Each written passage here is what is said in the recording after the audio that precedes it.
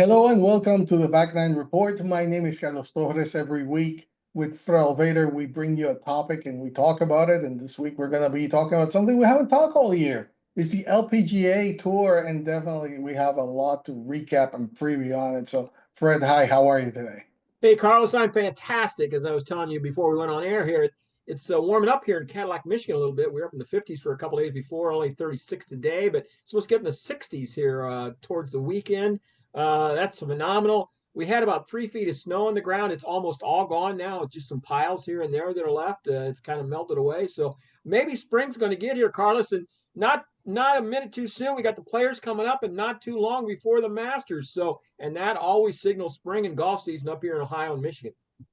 Definitely. I mean, we're in the 80s. I called it summer already. It's like Mother Nature skipped spring and we're already in summer here. But anyway, we have a lot to talk about. The LPGA is already underway, and as usual, a lot of action on it. So we're going to talk a little bit about each of the tournaments that have happened so far. The first one was the Hilton Grand Vacation that was held at Lake Nona and Golf and Country Club. LA Kim secured a victory there. She had a really, really strong final round. I think the weather conditions also played a factor. Wind made scoring difficult. So Kim's putting, I believe, was the difference, particularly on the back nine. She was solid. Fred, some notable performances from there. Nelly Corda finished 3T3, and Brooke Henderson struggled there in the final round, so she was out of contention. Yeah, so the tour opened up in Florida this year, and before I get into my notes on it, I want to mention that the LPGA Tour, Carlos, it's got an all-time high purse this year. They're locking 35 events, as we're going to mention here. They've already played 5 events this year of the 35. It's a total of $131 million in the total purses this year. Of course, the 4 majors take up a big chunk of that. You've got about I don't know, almost $40 million. Just so a third or so of the total purse is wrapped up in the 4 majors. So you need to get hot for the majors for the women. And also, Carlos, new this year on the tour is that we've got 24 events are going to offer travel stipends, free accommodations, and are guaranteed minimum payouts to competitors. Payouts, minimum fees for showing up, Carlos. This sounds like the PGA Tour or the Live or the DP World Tour or something. So that's something that we want to know. So all-time high purse, 35 events. Although one has been shut down later this month, actually, the JTBC thing got shut down out in California. So it's only 34 events, but still a lot of money at stake for the ladies this year. As you mentioned, Alim Kim won the Hilton Grand Vacations at Lake Nona. I was down there when that was on. The weather was absolutely brutal. It was terrible right then. And the Alim Kim currently is leading the race to the CME Globe and the Player of the Year categories, even yet today, Carlos. So she's having a great year so far. She does, and that's one player that's definitely worth watching. The second tournament was the Founders Cup, and that was at Bradenton Country Club. Yelimi Gao, she claimed the title. She came from behind there Sunday. It was a strong charge, and she had a really strong iron play that helped her dominate the par fours. That's where she won it. And I have to mention Lexi Thompson, the semi-retired player. She was there. She finished second. She showcased that resurgence in form. I think that she might think about the way she played. I would say, hey, Lexi, I think you should go back full time. But then she was there just paying homage to the founders. She wanted to make sure, and she said, hey, it's just 3 hours away from home, so I'll make it there. But I believe, Fred, the course conditions favored precision over power, which definitely that's no styles, and that's where it benefited, and that's where she got the win. Yeah, Bradenton Country Club is an old club there in Bradenton, and it's a really great old course. And the name just escapes me, Carlos. You're going to have to help me here. The concession, Tony, Jack Nicholas, and Tony. Um, Oh my God, I forgot the name. Yeah. oh my God, I can't. I just can't think of his name. Right. Anyhow, he lives there, and he renovated the golf course, and it's really a beautiful place. Yelime Noah gets a really good win there to get started off on this year, Carlos. Yeah, definitely. And that's I'm trying Tony Jacqueline. Yeah, yeah, Yo. Jacqueline. Yeah, I don't know why I couldn't think of that. Oh my goodness. Yeah, Yeah, it was a little time ago, that's why yeah, we yeah. forgot. I'm sorry about that. No, no, we both forgot it. So, anyway, we moved after that to the Asian swing and the Honda LPGA Thailand. It was played at the Siam Club, and Angel Jin, she triumphed there in a playoff over Ataya Titiku. And I Angel Jin is a powerful player and she's aggressive, and I think that played off, particularly on the par fives, which she dominated. Ataya Titiku had the home country support, but she felt short in the extra holes, and I think that was definitely the difference between Angel Yin going forward. I also the event saw high temperatures and humidity affected stamina, and some of the players there in that final round were just exhausted and definitely. But Angel Jin, all hats off to her. She played really good there.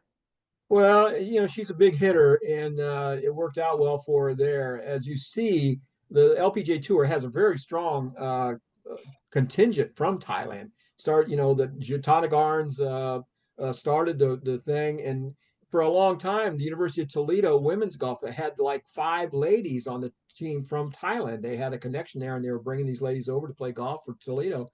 And so golf is very strong in Thailand. This is always a big event, and one of the major cogs on the Asian swing, Carlos. Most definitely. And another tournament after that, we stayed there in Asia, and it was the HSBC Women's World Championship. Lydia Ko, familiar name. She's playing. Who is that? Is this somebody new? Lydia Ko, she went wire to wire. I mean, she capped everything from start to finish.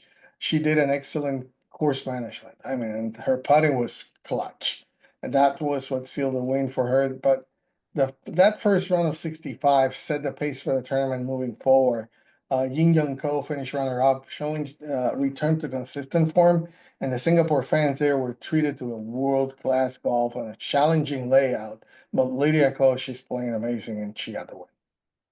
Yeah, a couple things, Carlos. Number one, this was Lydia's 23rd LPGA Tour win. And of course, she had that gold medal thing at the Olympics. She got into the Hall of Fame last year after her win at the Women's Open Championship. And this win moved her past Carrie Webb in career earnings. She's now number two on the career earnings list with $20,559,105, second only to Annika Sorenstam, and she's only $2 million behind her. So I would say sometime next year, if not this year, if she would happen to win the CME Globe or something again this year, or well, one of the majors would put her over actually. Because the one their majors are paying like 9 million. Well, they're $9 million purses. They're paying $1.5 million for a win, something like that. So if she could win one of the majors and do have a good year, she will surpass Annika this year as the career money leader of all time. And you mentioned Yin Young Ko. We have not talked about her much the last couple of years. She's had some injury issues, but she is still. Let me see here my notes. I think she's what number eight on the Rolex World Rankings right now.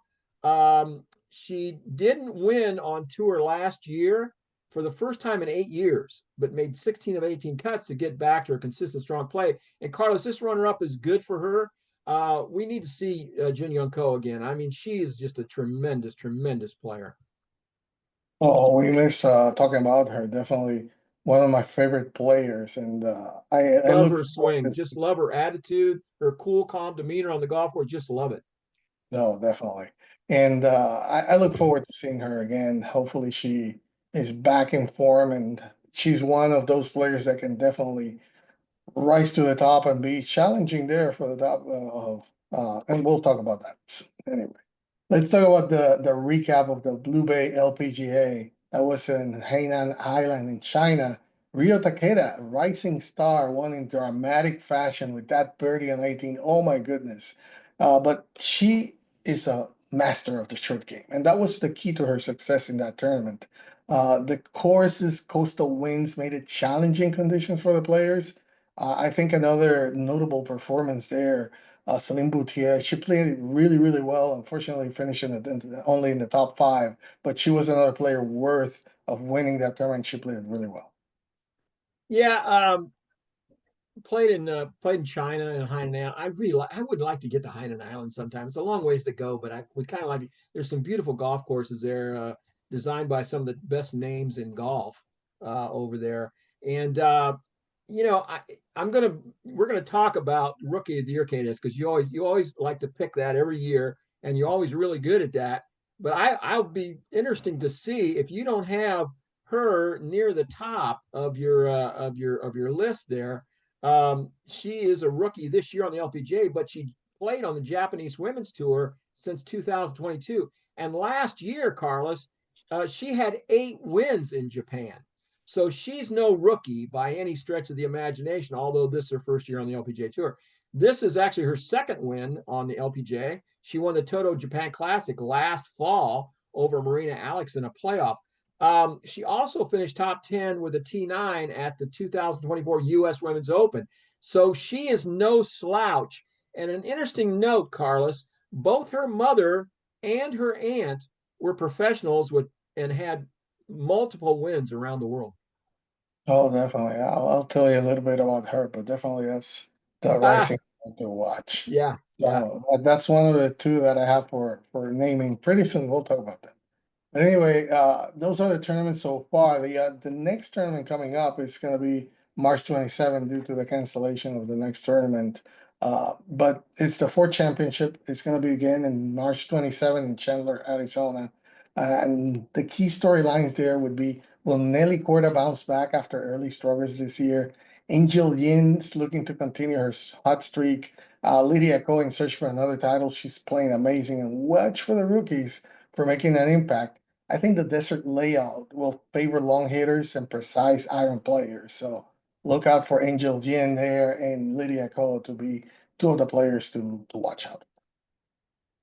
Yeah, I don't really have much for the Ford. I'll let you take care of that. I will mention that coming in April, you've got the T-Mobile match play in Las Vegas. You've got the JM Eagle in LA, and then Chevron Championship, which will be the first major. That's always the week before the Masters, remember? And it's offering a whopping $7.9 million purse this year. So they got a lot of money in Houston, a lot of oil there, so they can pay a lot of money for their championships.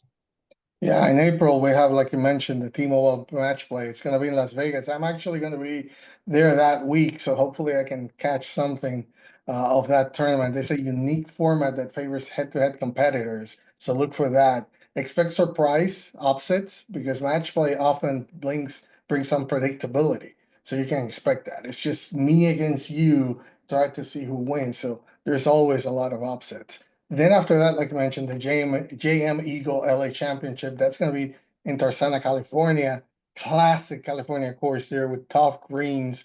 Nelly Corda is the defending champion, so expect her to do well there. And the Chevron Championship is going to be back here in Texas, my home state, where it's going to be in the Woodlands, so it's going to be south, but it's always held just before the Masters.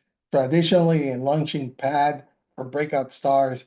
So can Lydia Ko or Nelly Corda claim a major title early in this season? So, and talking about majors, there's still four more after that one. The U.S. Women's Open in May is going to be hosted in Erin Hills, which hosted the 2017 Men's U.S. Open, where Brooks Koepka won. It's a long and challenging layout with high rough, so it's going to be an interesting play there.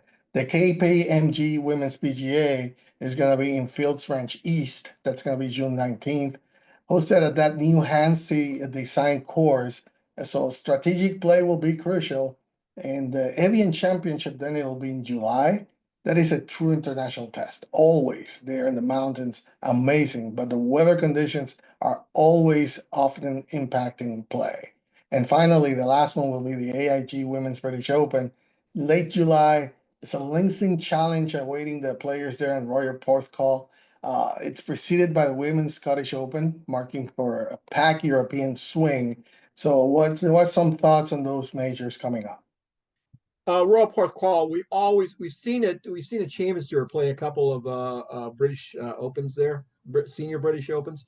Always windy there. It's down there, man. It's always windy off the south coast there of England, and so that's something to really watch. The couple times they've held the senior down there, they've actually had to cancel play on different afternoons because the wind was so high they couldn't get the ball to stay on the greens. I want to talk a little bit about the purses, Carlos, because I think this is the biggest thing with the LPGA Tour. This is my main storyline this year, actually. The U.S. Women's Open is a $12 million purse. The PGA, the Women's PGA, is a $10 million purse. Um, and then 8 million at Evian, 9.5 at the Women's British. So we're talking here 12, 22, 30, 39, almost $40 million in these majors, Carlos. Well, and then I'm sorry, yeah, and then the Evian or the Chevron, I'm sorry, was a 7.9. So a lot of money tied up in these majors. That's where these guys really have to be on top of their game because even a top 10 finish is like winning a tournament for them. It's a big deal because like the $2 million purses that they have for most of the regular tour events, that's a 350 or $400,000 winners check. You know, 10th place in these majors is going to pay that. So it's really where these guys have to make their money in these majors. And you are right, it's going to be a big swing because you're going to have the Evian, the Scottish, and the British Open back to back to back over there in Europe, and that's going to, you know, that's going to be a long stretch for the ladies over there.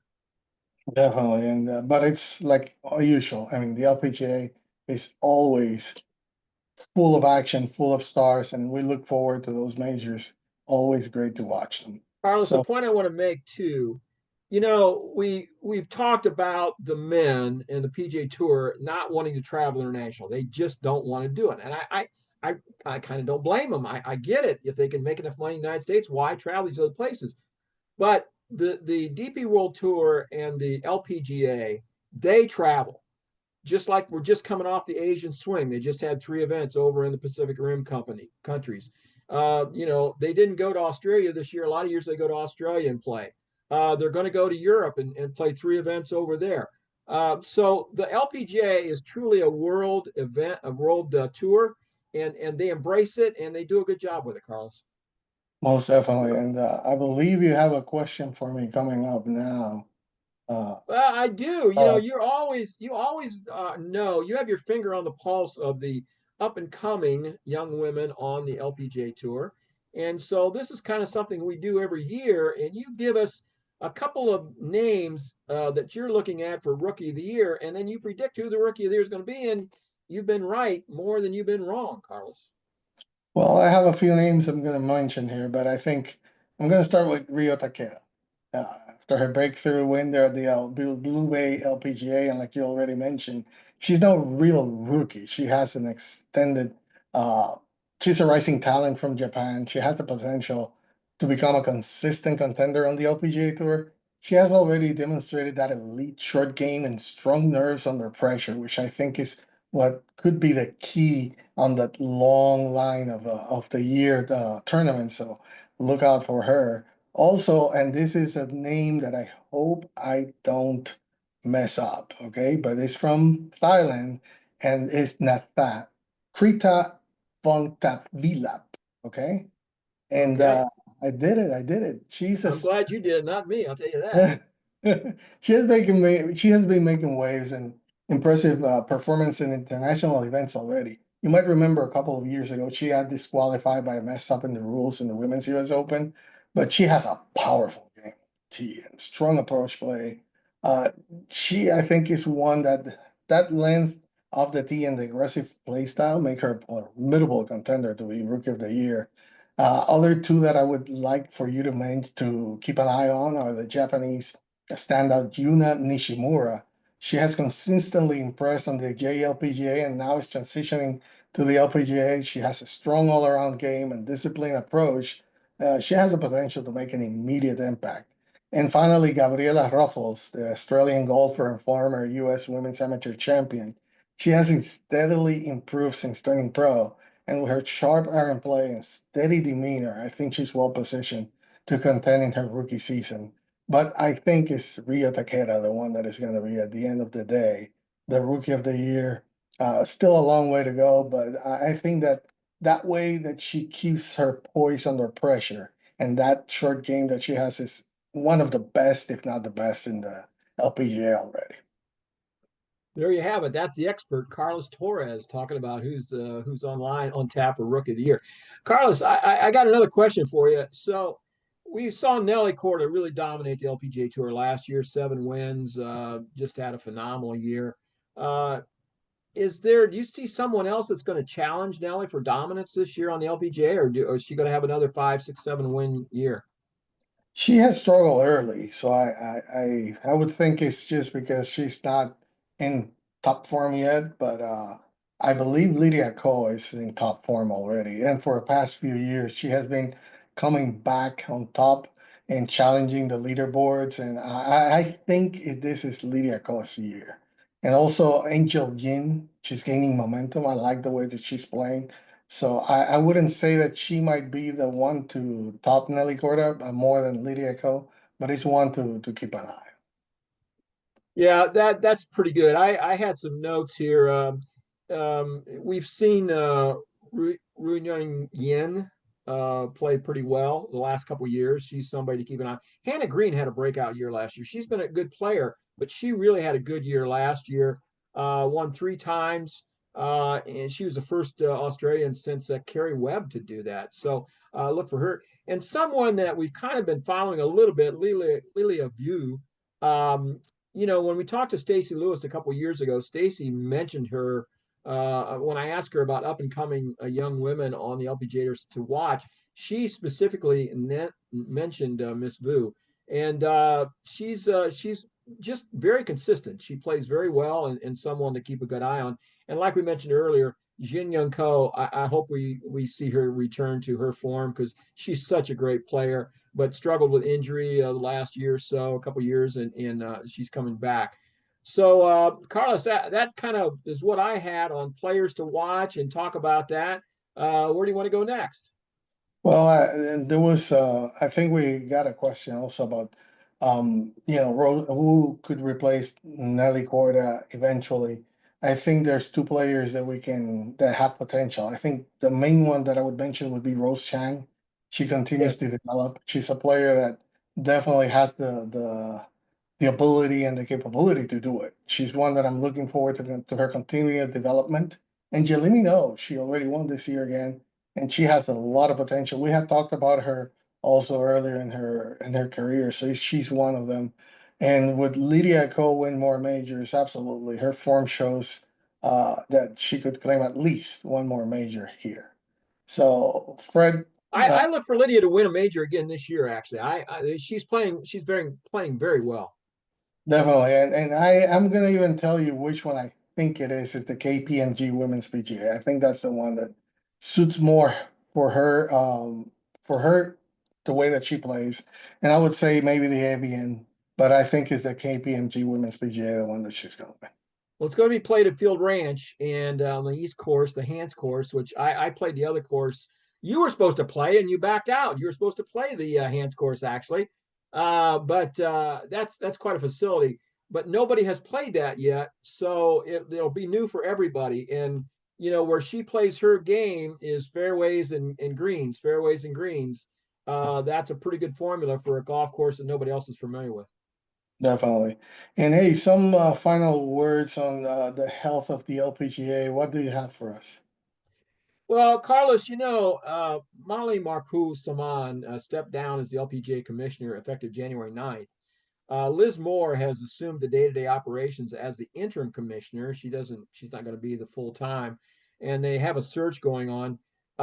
They have there's been some rumors ago, and I think the guy's name's Larry Wilson, who was the commissioner of the Pac-12, who was pretty much responsible for its demise with his decisions there. But on the other hand, he led the resurgence of the tennis of the WTA. They flourished under his guidance and leadership, and he tried to take that same kind of package over to the Pac-12, and it just didn't work. He didn't get the right help with the television broadcast, with their the SEC and the Big Ten have their own networks. It just didn't work out there on the West Coast, and the Pac-12 is really no longer there. It's pretty much gone. And they're talking about him as becoming the commissioner of the LPGA. I don't think that's necessarily a great thing. I'm not really excited about that. So we'll see. Um, but there are some problems, Carlos. JTBC, who was a former Korean broadcast partner of the LPGA Tour, didn't pay fees due to the LPGA for the last 2 years. And so they're now in court. There's a lawsuit going on that the LPGA is trying to get some of their money from these people. Plus, they lost a tournament because of this, the one that was supposed to be held in California later this month. So they've declared a profit in 2023. They declared a profit of 5.6 million, which was about a million less than 2022. So they're going the wrong direction. And for 2024, they're actually going to show a loss. Now, some of that is a paper write off because of some administrative costs and long term things that they've done. They've actually increased their staffing by 35% at the LPGA offices. That seems like a big number to me. That's a lot of money to be paying people. The circuit, um, and so they actually had a $2 million loss last year. So they went from 6 million something profit, 5.6 million profit, a loss last year, and it's even though they're paying big purses, the money's up for the ladies. There's a lot of tournaments. There's 35 tournaments. That's all good, but they don't have a commissioner in place, and the commissioner comes in has got some pretty big. I don't know. I wouldn't say big shoes to fill, but he's got some issues to deal with. We've got sponsor issues, increased purses, and higher expenses, plus no leader in sight. Can the LPGA continue to remain one of the best sports leagues in the world, Carlos? Those are the things that I'm going to be looking for this year. Well, I see as a positive a few things. Their revenue rose to 209 million. That was in 2023, which was a 29 million increase from the previous year. But I think after Michael won, it's been a very tough draw for the LPGA. Yes, the purses continue to grow. They're in top talent worldwide. The global growth remains strong with events across multiple continents. I think the important thing here, and it's crucial, is that leadership transition for the long-term stability of the league. They really need to get new sponsorship deals to offset those rising costs that they have. But if managed well, I think the LPGA remains positioned as one of the world's best sports leagues. But leadership is going to be the crucial thing to see how it goes moving forward. So, any final thoughts, Fred, before we I, close? I do, and I want to preface this by saying that we love the LPGA Tour. We were completely enamored with the way Michael Wan took it from where it was in 2009 and grew it over the years to where it was when he left in 2019. Well, no, it was later, but later now. But anyhow, as in the past, the big complaint about the LPGA is that international players dominate the tour. Asian born players, especially from Korea, Japan, and Thailand, are relatively unknown to American viewers, and there are a few American born players winning and holding down the top spots on the Rolex women's ranking. There's only two American women in the top 10, Carlos. We are seeing women's sports, especially women's collegiate basketball, the WNBA, and women's soccer league, experience phenomenal growth over the past few years. Women's sports is just booming. And you can go back and say, well, Title IX is maybe responsible for that at the collegiate level, and the ladies are getting scholarships. And so it's been starting from the young girls right on up through middle school, high school, and on into college. And now we're seeing the benefits of that from all that happened years ago. But the LPGA is still in good shape financially and with a broad viewership. But any new commissioner will going to have their hands full navigating the difficult sports climate going forward, Carlos. Definitely, but I believe the 2025 season, it has already provided some drama and emerging stars. The major season is looking ahead, so it always looks exciting with Lydia Cole, Nelly Corda, and those new challengers. Despite the financial challenges, the LPGA remains a vital and growing force in women's sports. So I'm looking forward to an exciting reminder of the season. So, Fred, any final words before we now close? No, that's pretty much it, Carlos. I hope everybody checks out Michigan, Ohio, Indiana, American Golf Journals. The March issues are out there right now. And we'll be doing American Golf Journal for the April 1st, for the April issue, the next quarter. So look forward to that. And check out Back Nine Report TV. We post this podcast there, as well as a lot of travel videos, instructional, different interviews that I've done around the country as I travel around a little bit. So Back Nine Report TV on YouTube, Carlos. There you have it. Hey, smash that like button if you like this one. And what are you doing if you haven't subscribed yet? Do it for more updates. Thank you for joining us. Until the next